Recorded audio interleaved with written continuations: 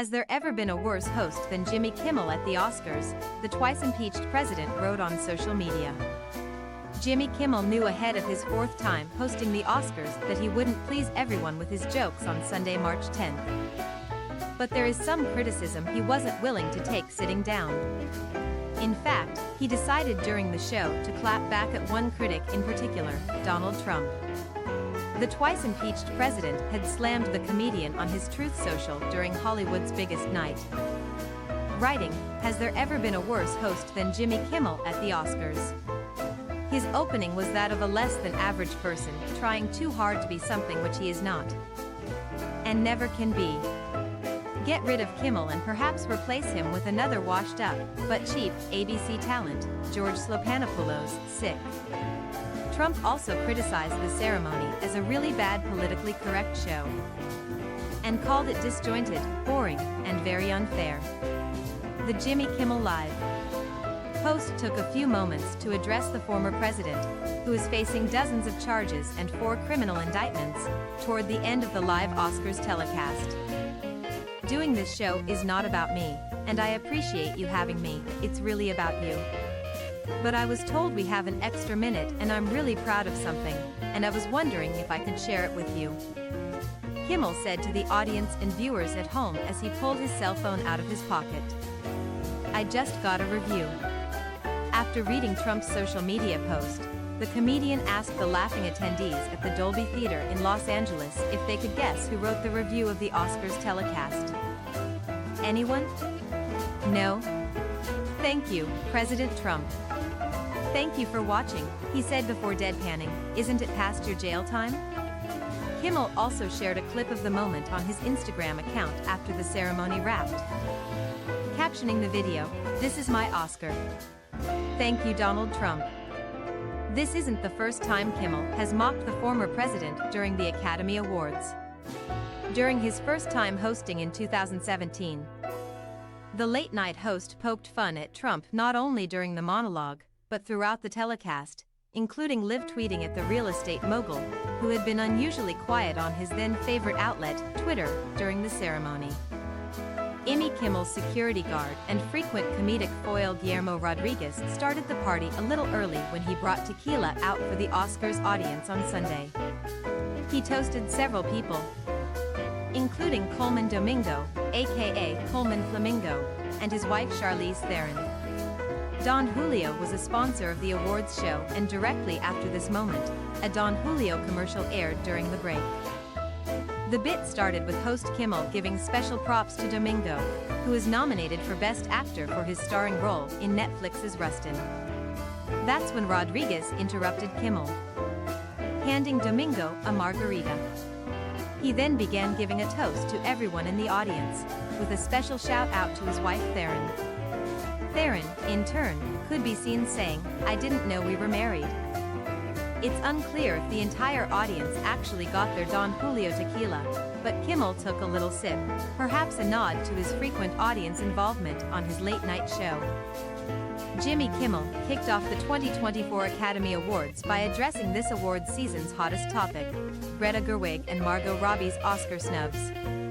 Barbie's a feminist icon thanks to Greta Gerwig, who many believe deserved to be nominated for Best Director, Kimmel, 56, said during his opening monologue at the Sunday, March 10th, awards show. He proceeded to call out attendees who applauded at his remark, quipping, "I know you're clapping, but you're the ones who didn't vote for her, by the way. Don't act like you had nothing to do with this." Kimmel went on to praise the film's star and producer, Robbie, 33, who for being able to put this giant hit together. Pointing out her seating placement behind co-star Ryan Gosling, Kimmel joked, "Ryan and Margot, I want you to know that even if neither one of you wins an Oscar tonight, you both already won something much more important, the genetic lottery."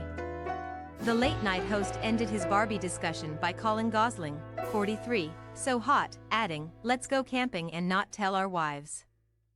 The best red carpet fashion from the 2024 Oscars. Earlier in his monologue, Kimmel addressed Barbie's box office success, noting that the film was able to take a plastic doll nobody even liked anymore and turn it into a pop culture moment. I mean, my wife, Molly McNenny. Before this movie, you would have had a better chance of getting my wife to buy our daughter a pack of Marlboro Reds than a Barbie doll, he quipped. Kimmel and McNenny, 46, share daughter Jane, 9, and son Billy, 6. In January, the internet went ablaze after Robbie and Gerwig, 40, were not acknowledged in the Best Actress in a Leading Role and Best Director nomination categories, respectively, especially since both have been recognized throughout the 2023/2024 awards season.